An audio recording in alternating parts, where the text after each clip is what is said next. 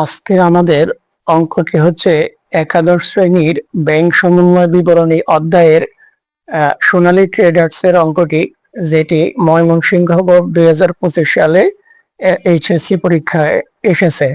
তো আমরা এই প্রশ্নের কতে খেয়াল করো, ক থেকে আমরা সমাধান শুরু করি।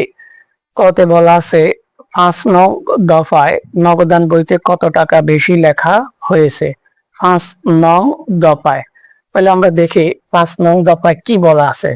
একটু মনোযোগ সহকারে প্রশ্নটি আমরা দেখি, কারণ এই 5 নং দফাটি আমরা যখন খ করব, অর্থাৎ ব্যাংক সমন্বয় বিবরণী করব, তখন কিন্তু অবশ্যই প্রয়োজন হবে। কতেও এখন বোঝার দরকার আছে, ঠিক একইভাবে খতেও প্রয়োজন হবে। খয় আমরা একটু সময় কম পাই, তাই কতে একটু ভালো করে বোঝানোর চেষ্টা করি। তোমরা একটু মনোযোগ সহকারে কতেই এই 5 নং দফাটি ভালো করে বোঝো, যাতে খতে আর সংক্ষেপে বলার চেষ্টা করব। কতে আমরা এখন বিস্তারিত এই 5 নং দফাটি আলোচনা করতেছি। তো খেয়াল করো, আগে লাইনটি আমরা পড়ি। 13,700 টাকার একটি প্রাপ্য বিল 500 টাকা বাটায় ব্যাংকে বাটাকরণ করা হয়েছে, কিন্তু নগদান বইতে পূর্ণ মূল্য ধারা ডেবিট করা হয়েছে।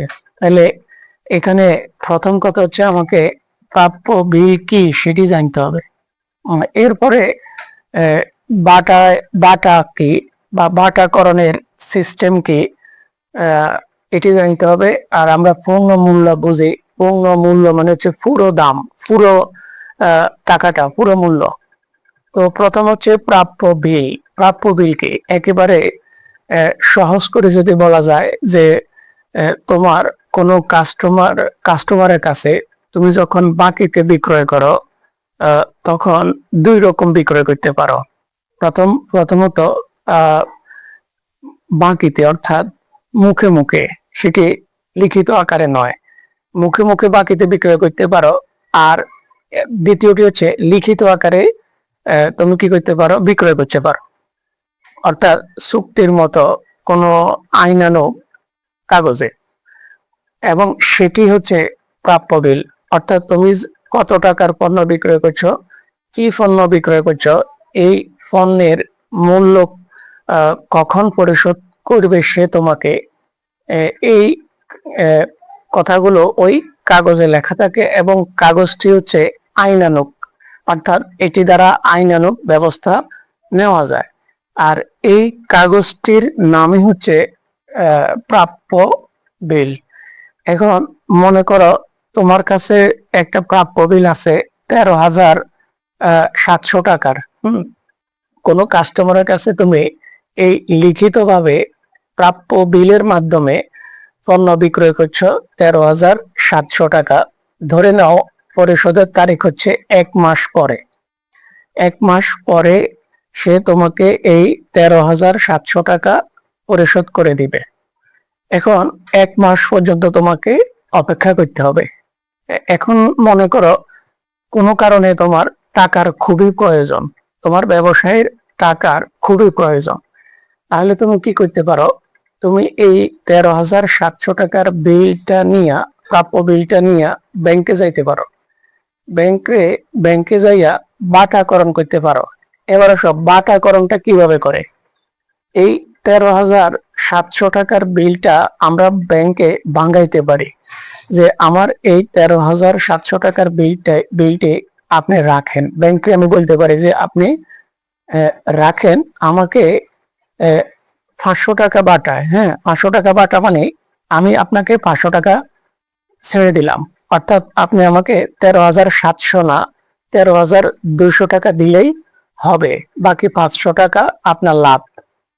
তবে শর্ত হচ্ছে আমাকে এখনই এই 13,700 টাকার মধ্যে 500 টাকা না দিয়া 13,200 টাকা আপনি আমাকে এখনই দিবেন, আর 13,700 পুরো টাকাটাই 1 মাস পরে ওই লোক থেকে আপনি নিয়ে নেবেন।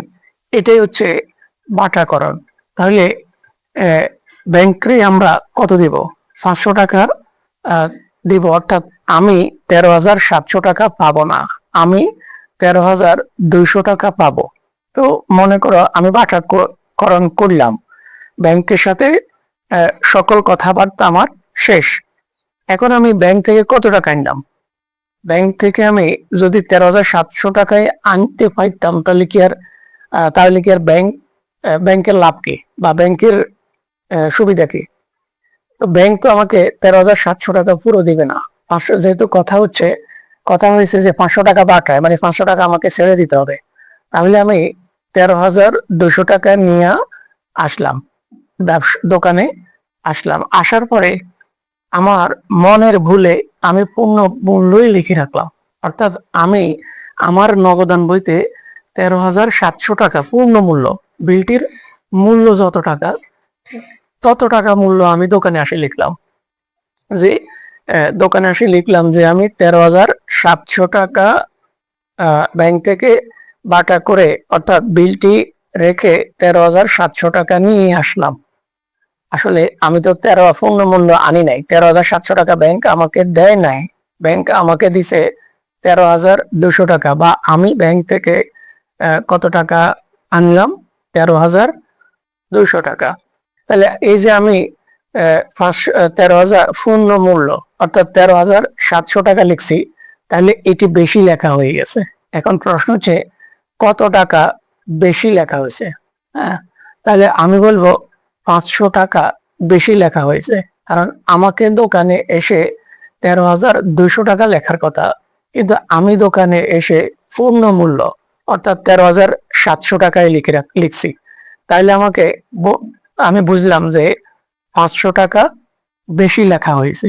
আর এটাই হচ্ছে আমার প্রশ্নের উত্তর হবে।